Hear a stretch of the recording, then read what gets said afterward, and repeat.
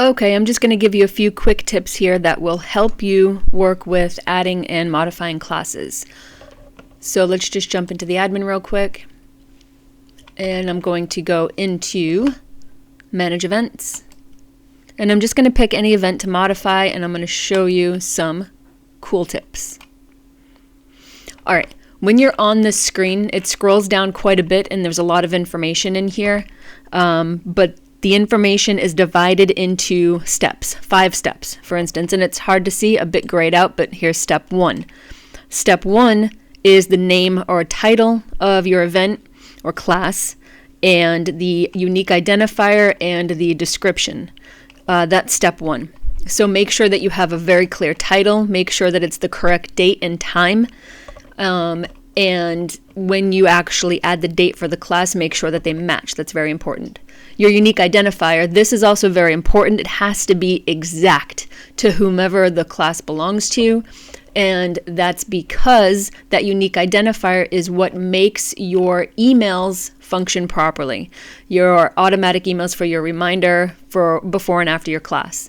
So just for instance, your class, your email reminder before and after, your identifier is LTC class Tom, and make sure that it's identical to this identifier on any of your classes.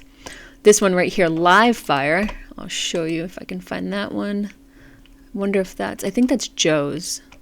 Yep, Livefire, so that belongs to Joe. So if you're not sure whose identifier is whose, just go into SSGT emails and you will see who they belong to. But if there is a typo in the identifier, the emails will not send. So just a quick tip there.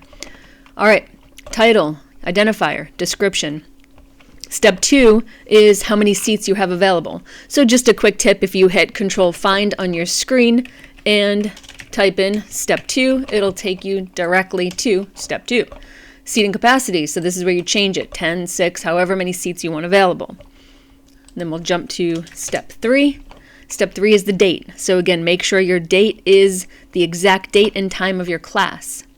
And also here, we want to make sure that you set close registration on start of event. Very important, otherwise it will not function properly. All right, let's jump to step 4.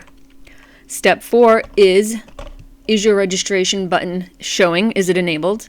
Is your registration on or off for the event? So make sure that disable registration is set to no, and show registration is set to yes, of course, unless you want to hide the registration. You can do that right here.